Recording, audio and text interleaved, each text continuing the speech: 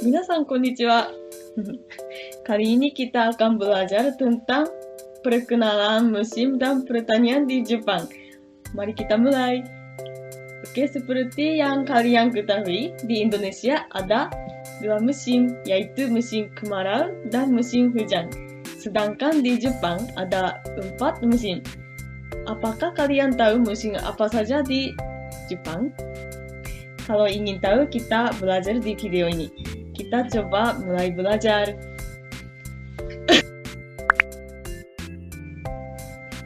Pada bulan Maret sampai Mei musim semi. Dalam bahasa Jepang disebut dengan haru. Haru, ya.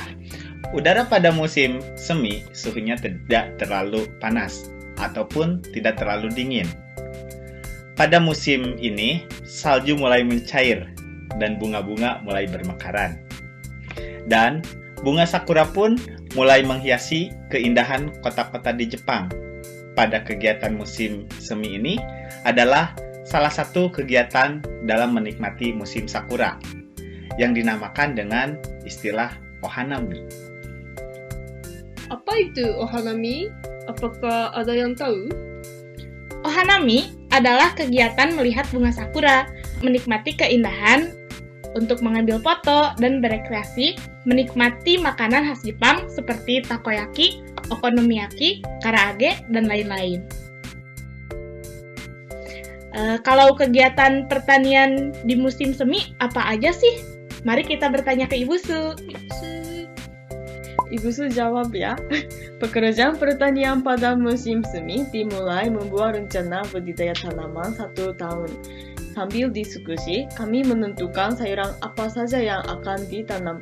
Kemudian kami menyumai benih dan menanam bibit di lahan. Pada bulan Juni sampai Agustus musim panas.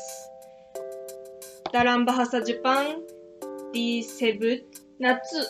Natsu, ya.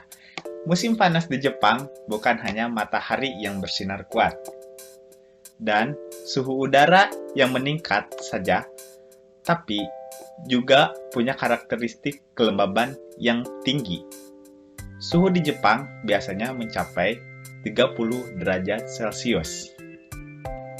Di musim panas, banyak orang yang menantikan karena di musim ini anak sekolah mempunyai libur panjang dan para pekerja pun menantikan liburan ini.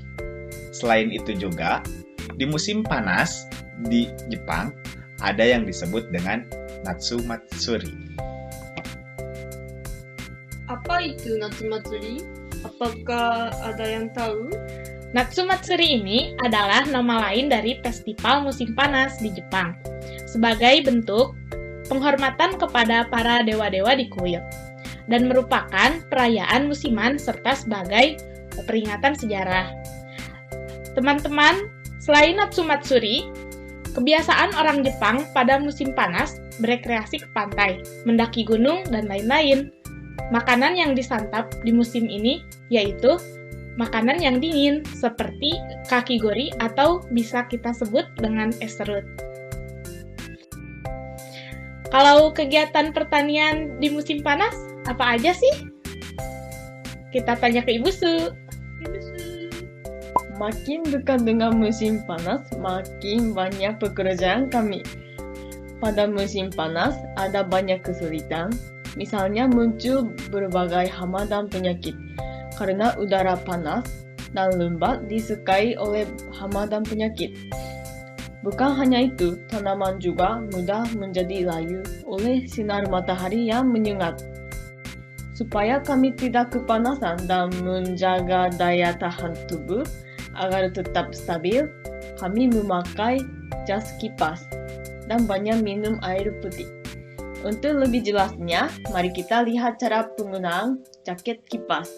Silakan Siti-san dan Anggi-san.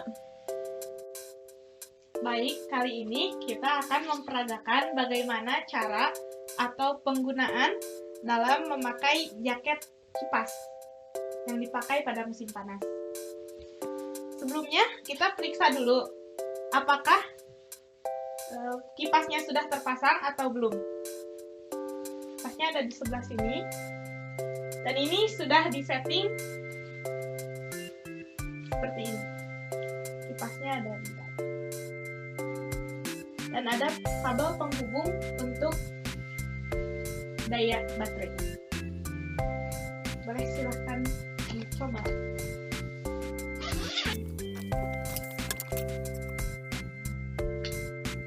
Kita harus memperhatikan kancing-kancingnya agar tidak ada udara yang keluar.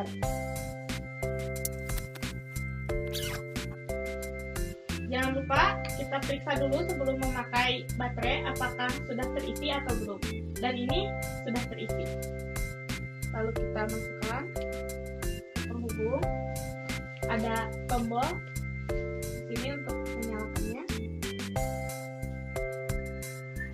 Seperti ini. Setelah itu kita simpan di dekat saku keras agar tidak mudah terbang.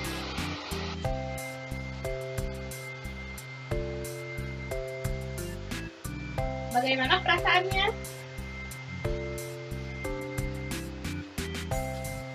Setelah menggunakan pakai ini, kita masih tetap bisa bekerja di luar walaupun suhu tetap panas.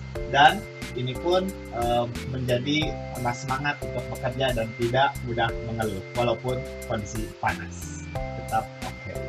Terima kasih.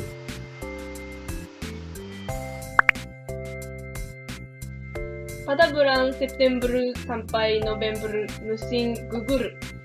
Dalam bahasa Jepang disebut Aki. Aki.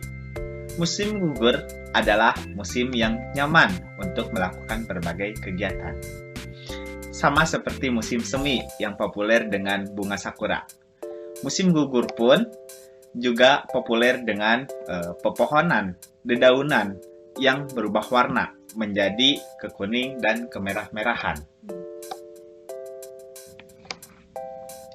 Ada apa saja kegiatan di musim gugur? Pada musim gugur, orang-orang berburu keindahan warna-warni daun dan pepohonan. Dan pada musim ini, makanan yang lezat pun banyak. Salah satunya adalah olahan ikan yang cocok disantap pada musim gugur. Dan orang-orang biasa mengabadikan foto-foto momen liburannya dengan indahnya warna-warni pepohonan. Kalau kegiatan pertanian di musim gugur, apa aja sih? Mari kita tanya ke Ibu Su. Ibu Su. Ibu Su. Ibu Su jawab. Pekerja pada musim gugur tidak begitu sibuk dibanding musim panas. Tanaman khusus musim ini adalah ubi jalar dan labu. Pada awal musim ini, tanaman musim panas seperti terong dan tomat juga masih bisa dipanen.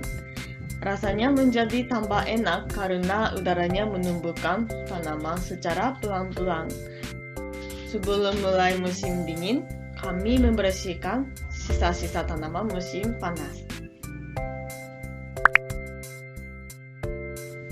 Pada bulan Desember sampai Februari musim dingin. Dalam bahasa Jepang disebut fuyu. Fuyu. Musim dingin juga disebut musim salju. Adalah salah satu dari 4 musim yang terjadi di daerah beriklim sedang dan subtropis. Kawasan yang mengalami musim ini akan memiliki suhu yang sangat rendah dan terasa sangat dingin. Musim ini disebut juga musim salju. Karena sebagian besar negara-negara yang mengalaminya akan dituruni hujan salju.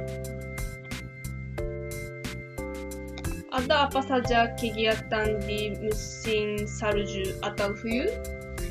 Biasanya pada musim salju, orang Jepang menghabiskan liburannya untuk bermain ski, snowboard, membuat boneka salju, atau pergi ke pemandian air panas, serta menyantap hidangan yang hangat-hangat.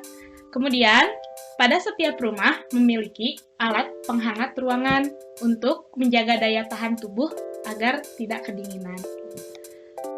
Tapi, apa aja sih kegiatan pada musim salju di pertanian? Mari kita bertanya kepada Ibu Su lagi. Ibu Su! Ibu Su! Hai, Ibu Su jawab.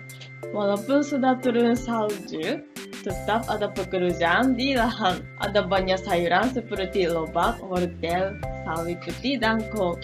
Kami memanen sayuran dari dalam salju. Mungkin kalian menyangka apakah sayurannya tidak membeku? Sayuran punya salah satu fungsi bisa tahan dari kedinginan dengan cara memproduksi glukosa dalam tubuh. Glukosa tidak akan membeku dalam suhu minus. Oleh karena itu, sayuran musim dingin ada rasa manis sedikit. Jadi kita sudah tahu bahwa di Jepang itu ada 4 musim, yaitu musim semi, musim panas, musim gugur, dan musim dingin. Serta kegiatan pertanian pun tiap musim berubah dan jenis sayurannya berbeda-beda. Kita ulang lagi kosakata bahasa Jepang yang sudah dipelajari bersama Ci-chan. Musim semi, haru. Haru. Musim panas, natsu. Natsu. Musim gugur, aki. Aki. Musim dingin, fuyu. Fuyu. Dan tolong dikerjakan PR juga ya. Ada 2 PR. Pertama, hafalkan 4 kosakata musim dalam bahasa Jepang. Yang kedua, tolong jelaskan apa perbedaan kegiatan pertanian dan jenis sayuran di Indonesia dalam 2 musim. Serta sebutkan faktor-faktor yang mempengaruhi jenis sayuran tersebut. Sampai jumpa lagi. Sampai jumpa lagi. Bye-bye. Sampai jumpa. Sayonara.